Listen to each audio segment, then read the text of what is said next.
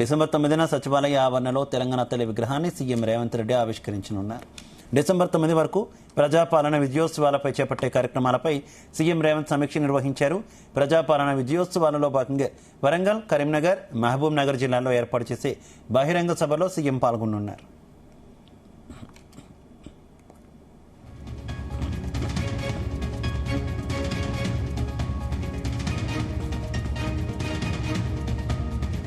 ఇక ఇదే విషయానికి సంబంధించి మరింత సమాచారం మా కరెస్పాండెంట్ శ్రీచరణ్ అందిస్తారు.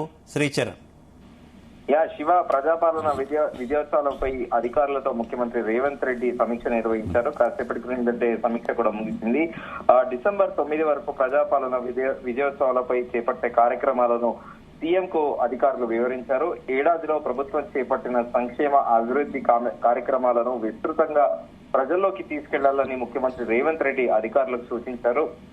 ప్రజాపాలన విజయోత్సవాలలో భాగంగా వరంగల్, కరీంనగర్, మహబూబ్ నగర్ జిల్లాలో ఏర్పాటు చేసే బహిరంగ సభలలో ముఖ్యమంత్రి రేవంత్ రెడ్డి పాల్గొన్నారు.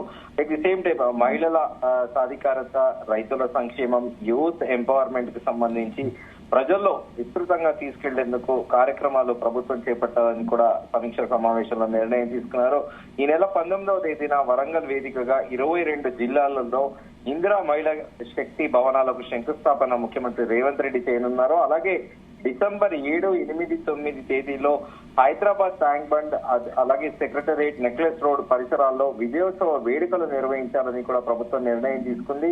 ప్రజాపాలన విజయోత్సవాల నేపథ్యంలో నియోజకవర్గాల వారీగా సాంస్కృతిక కార్యక్రమాలు నిర్వహించాలని ప్రభుత్వం నిర్ణయం తీసుకుంది. డిసెంబర్ 9న సెక్రటరియట్ ఆవరణలో తెలంగాణ తల్లి విగ్రహావిష్కరణను కూడా ముఖ్యమంత్రి రేవంత్ రెడ్డి చేయనున్నారు. తెలంగాణ తల్లి విగ్రహావిష్కరణకు రాష్ట్ర వ్యాప్తంగా మహిళలను ఆహ్వానించాలని కూడా సమావేశంలో ముఖ్యమంత్రి రేవంత్ రెడ్డి ఆధ్వర్యంలో అధికారులు కూడా నిర్ణయించారు. శాఖల వారీగా విభాగాల వారీగా ప్రభుత్వం తొలి ఏడాదిలో సాధించిన విజయాలను, చేపట్టిన కార్యక్రమాలను ప్రజలకు వివరించాలని అధికారులకు ముఖ్యమంత్రి రేవంత్ రెడ్డి సూచించారు. ఎట్ ది సేమ్ టైమ్ ఈ రోజు కూడా ఉదయం బాలల దినోత్సవ వేడుకల్లో కూడా ముఖ్యమంత్రి రేవంత్ రెడ్డి కూడా పలు అంశాలు కూడా ప్రస్తావించారు.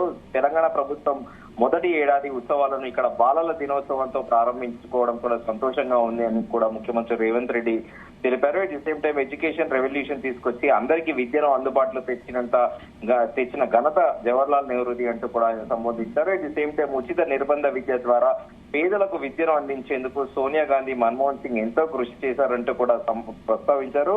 తెలంగాణ ప్రభుత్వం బడ్జెట్ లో 7% పైగా విద్యాశాఖకు కేటాయించింది. 20,000 మంది ఉపాధ్యాయులకు పదోన్నతులు కల్పించిందంటూ కూడా చెప్పారు. 35,000 మంది ఉపాధ్యాయుల బదిలీలు కూడా పూర్తి చేశారని కూడా ఈ ప్రభుత్వం ఏర్పాటయ్యి ఏడాది సంవత్సరానికి సంబంధించిన ఈ వేడుకలకు సంబంధించి ముఖ్యమంత్రి రేవంత్ రెడ్డి ఈ రోజు ఇవన్నీ కూడా ప్రస్తావించారు. డిఎస్సి నిర్వహించి ఉపాధ్యాయ నియామకాలు చేపట్టి విద్యకు ప్రభుత్వం ప్రాధాన్యత ఇస్తుందని నిరూపించాము.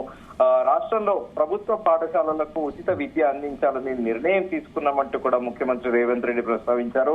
పాఠశాలల్లో అటెండర్స్, స్వీపర్స్, పారిశుద్ధ్య నిర్వహణకు ప్రతి ఏటా 150 కోట్ల రూపాయలు కేటాయించామంటూ కూడా చెప్పారు. అయితే ఎట్ ది సేమ్ టైం గతంలో వీసీలను నియమించకపోవడంతో యూనివర్సిటీలు నిర్వీర్యమయ్యే పరిస్థితి ఏర్పడిందంటూ కూడా ముఖ్యమంత్రి రేవంత్ రెడ్డి ప్రస్తావించారు. అందుకే ప్రజాప్రభుత్వం ఏర్పడగానే యూనివర్సిటీలకు వీసీలను నియమించాము. త్వరలోనే యూనివర్సిటీలలో టీచింగ్, నాన్ టీచింగ్ పోస్టులను భర్తీ చేయబోతున్నామంటూ కూడా ముఖ్యమంత్రి రేవంత్ రెడ్డి ప్రస్తావించారు.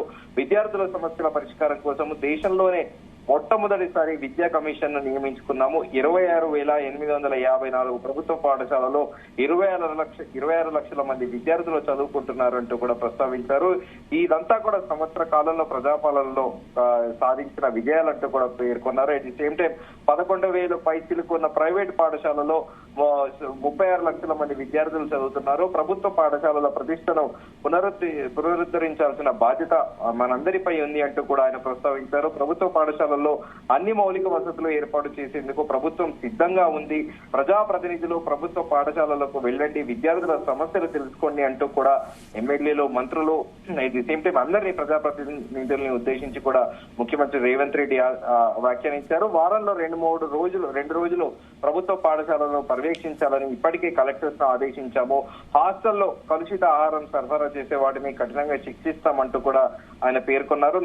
నాసిరకం సరుకులు సరఫరా చేస్తే ఊచలు లెక్క పెట్టాల్సిందే అంటూ కూడా ముఖ్యమంత్రి రేవంత్ రెడ్డి ప్రస్తావించారు. సో ఈ సంవత్సర కాలంలో ప్రభుత్వము ఎలాంటి నిర్ణయాలు తీసుకుంది, ఎట్ ది సేమ్ టైం ప్రజలకి ఎలాంటి పథకాలు అంటే పేద బలుగు బడైన వర్గాలను ప్రభుత్వం ఏ విధంగా ఆదుకుంది, ఎట్ ది సేమ్ టైం కులగణ కూడా ప్రభుత్వం కొత్తగా కూడా సామాజిక న్యాయపరంగా కూడా జరగాలంటే కులగణ సర్వే జరగాలంటూ కూడా ఆయన ప్రస్తావించారు.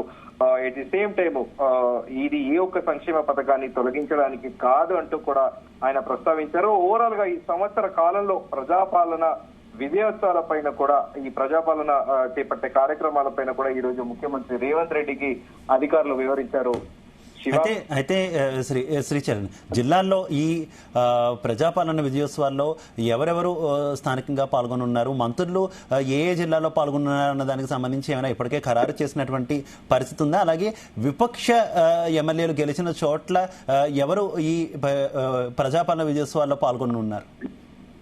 శివ, గతంలో కదా గత ప్రభుత్వ హయాంలో ఈ జిల్లా రిపబ్లిక్ డే గానీ ఇండిపెండెన్స్ డే గానీ జిల్లాల వారీగా కూడా ఒక్కొక్కరు గెస్ట్ ని అంటే మంత్రులతో పాటు కీలక అధికారులను కూడా ఒక్కొక్క జిల్లాకి ఫ్లాగ్ హోస్టింగ్ కి పంపించేవారు. At the same time last year 2023లో కూడా డెస్టినియల్ సెలబ్రేషన్స్ గత ప్రభుత్వంలో దశాబ్ది ఉత్సవాల సందర్భంగా కూడా జిల్లాకు ఒక మంత్రిని అలాగే ఒక ఎమ్మెల్యేని విప్లను కూడా నియమించారు. ఎట్ ది సేమ్ టైం ఈ ప్రభుత్వం కూడా సిమిలర్ గా ఒక్కొక్క జిల్లాకి మంత్రుల్ని వేస్తుందా లేకపోతే విప్లని కూడా ఈ ఉత్సవాలలో భాగంగా చీఫ్ గెస్ట్ గా పంపిస్తుందా అనేది కూడా చూడాలి. ప్రభుత్వం ప్రస్తుతానికి ఈ విజయోత్సవాల పైన కూడా ఎలాంటి కార్యాచరణ రూపొందించాలని దానిపైనే సమీక్ష సమావేశం నిర్వహించారు. ఇంకా అధికారులను నియమిస్తారా లేకపోతే ఈ ఉత్సవాలకు సంబంధించి లేక మంత్రులను, ఎమ్మెల్యేలను, ఎమ్మెల్పీలని, ఎంపీలని కూడా ప్రోగ్రామ్స్ కి చీఫ్ గెస్ట్ గా పెడతారా అనేది కూడా ఇంకా డిసైడ్ అవ్వలేదు. దీనిపైన ఒక 2-3 రోజుల్లో కూడా ఒక క్లారిటీ వచ్చే అవకాశం ఉంది శివ.